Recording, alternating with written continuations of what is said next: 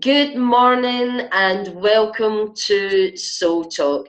This is a series where I'm speaking to my gorgeous and delicious co-authors in Pivotal Moments 101.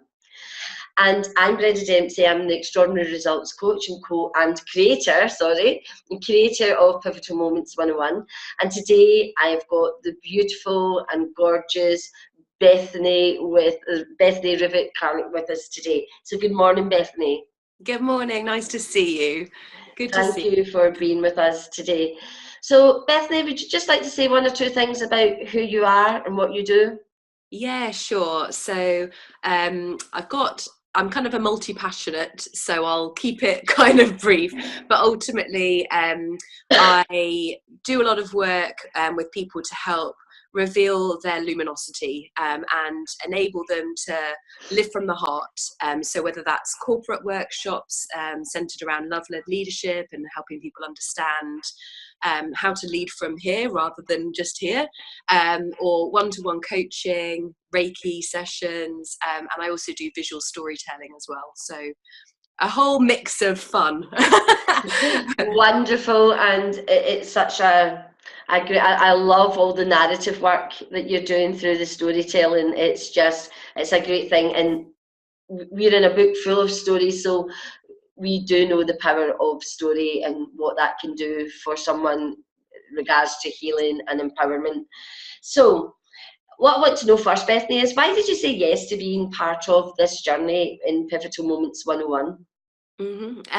So it felt a little bit like serendipity, to be honest, the way that this whole opportunity came about. And it was a dear friend of mine, Lucy Tobias, who is also one of the co-authors in the book, who had recommended and kind of put me in touch with you.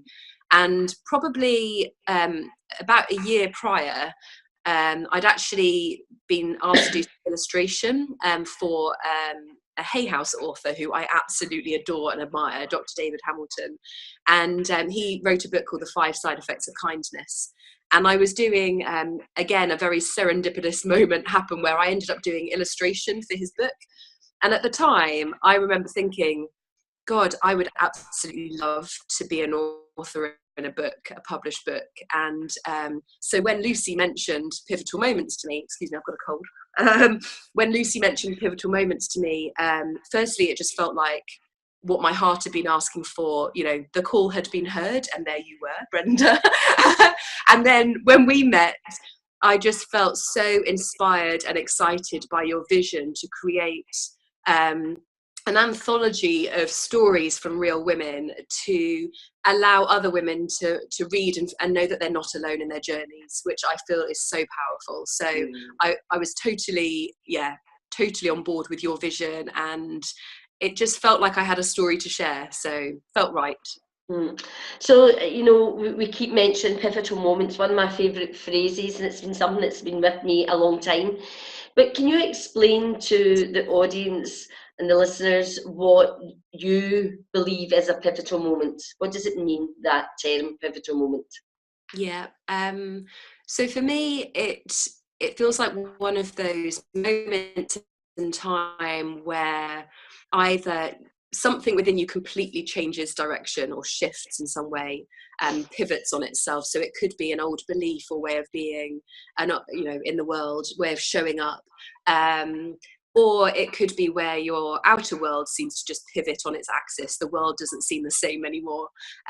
So something that creates a moment that creates some momentum in a new direction, some change in life. So that for me is what it would mean. That's such a very clear and wonderful expression of what you believe it means. Thanks for that. That was really good. So you kind of touched on it in your introduction, and when you were talking about saying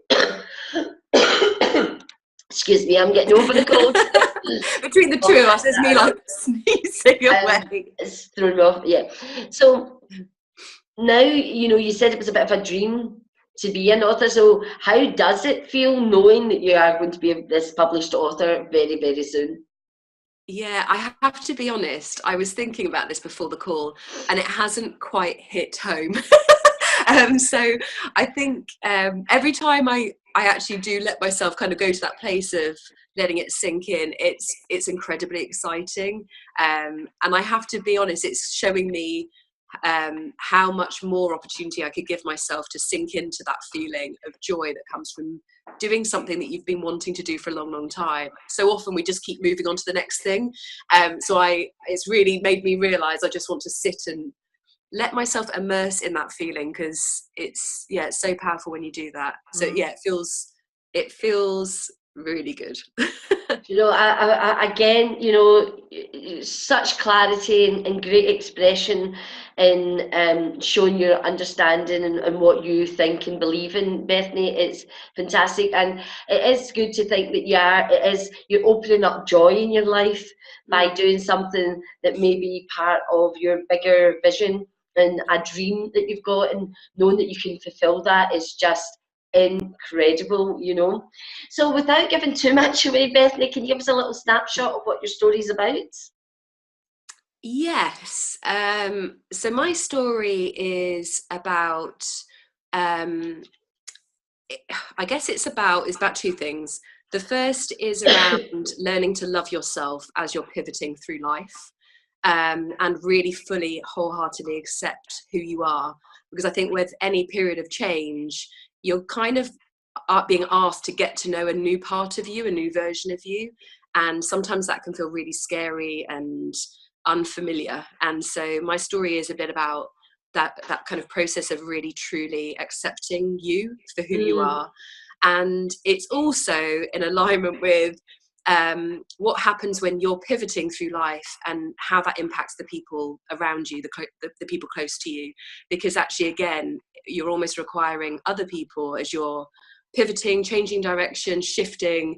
It's actually requiring other people to get to know a new version of you, a new part of you that perhaps is unfamiliar to them too. And that can create very new dynamics, because all of a sudden you are maybe pivoting in a new direction, and somebody, you know, this is the path you've been treading on, you're going this way, and it can actually create a feeling of separation. And so my story is actually a bit about my personal journey with my husband Johnny, as I've been pivoting and changing and and all of that, and how we've learned to connect. So that's ultimately what the story is about.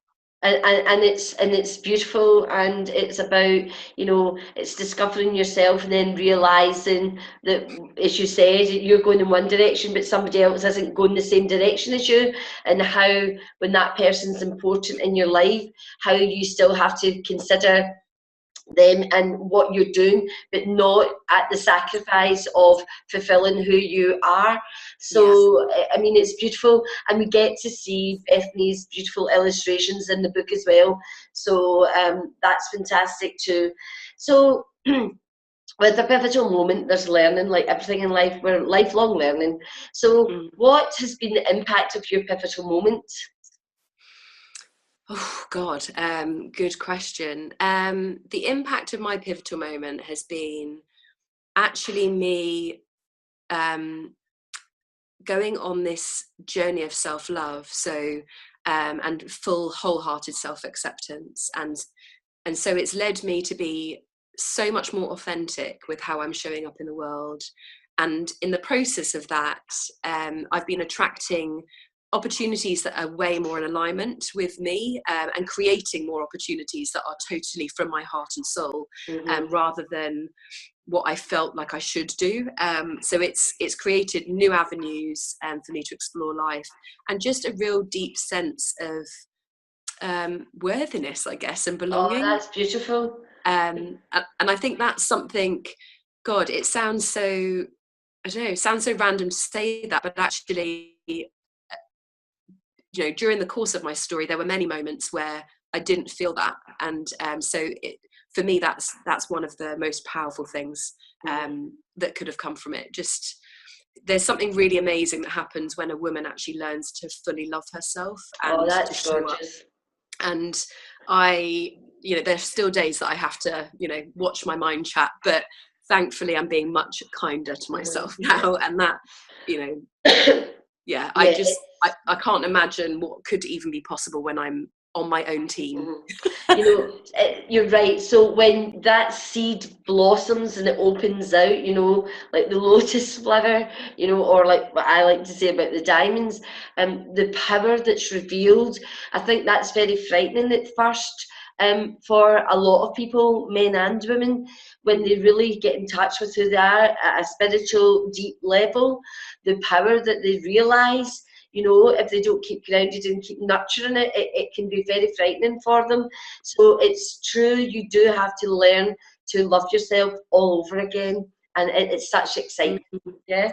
So Yes. what's your next step, Bethany? What's happening next for you? Oh my God. Do you know what? What I'm really excited about is I just know from the last couple of years that this time next year, I have no idea what is going to be my reality. And that's so exciting. Open mind. Yeah, I'm like, oh my God, what is possible? What's next for me? So immediately I'm now hosting retreats for women to connect fully with the power of their heart and for them to experience firsthand the power of their heart. Because I personally believe you will never value the power of your heart unless you've been on the receiving end of it. And so, beautiful. I love that. And so often we give our love out, and yet we don't realise just truly how powerful it is, the love that we bring to the world. So I'm creating spaces for women to really connect with and have first-hand experience of the power of their own heart, and I love it. to light up in the way that only they can. So it's from the inside out. So that's kind of what's immediately next for me. And I'm just, oh my God, it's just amazing. I've got goosebumps. And it's going to be so amazing. I can't wait to meet you and in the flesh. So it's going to be great because, you know, and the thing about this journey is that we've got a private Facebook group, and just the connections and the relationships that are building in that's awesome. What have you felt about that? I think it's been amazing, just such a supportive space of women supporting other women, which has been wonderful. But I also want to take this opportunity, Brenda, to just highlight exactly how much you've supported me on this journey as well, because I probably haven't shared it in the Facebook group yet, but this is a prompt to. But during the course of me writing the book, I was the last person to submit my chapter to you. I'd run over the schedule, and I was actually in the midst of heebie-jeebies of actually sharing my voice and owning my own story, and I had complete writer's block. And you came along with such an amount of compassion and support and kept me going. I don't know whether you remember, but even the day I was sending it to you, my laptop stopped working. Yes. Everything seemed to be going wrong, and you just held this space. We did, and I just feel so grateful, because actually I underestimated how much resistance I would have to actually getting my story out. And I just want to say, it was just, I felt so grateful to you for continuing to kind of genie along, even in those moments when I was, you know, really up against my own limiting beliefs and upper limits. So thank you so much. Thank you very much for that. And it just shows, and these are the kind of qualities that I, you know, myself as a coach and just as a human being and as another woman, want to eke out, because I know they are all in each and every single one of us. And this is part of my mission and purpose in life, to eke all these wonderful traits like perseverance and courage, and, you know, because it's there. And depending on the resistance, not everybody's ready at the time, but, you know, I have many women saying, not now, but come back and, you know, for book 3, book 2 or whatever, although we're on book 2 now, but, you know, so it has to be timely as well. Well, Bethany, thank you very much. It has been an absolute pleasure talking with you this morning in this Soul Talk series, and I think you've really bared your soul today, and I really thank you for that. So namaste to you, and I hope to see you soon. So take care, Bethany, until I see you very soon. Bye-bye. Much love, Brenda. Thank you.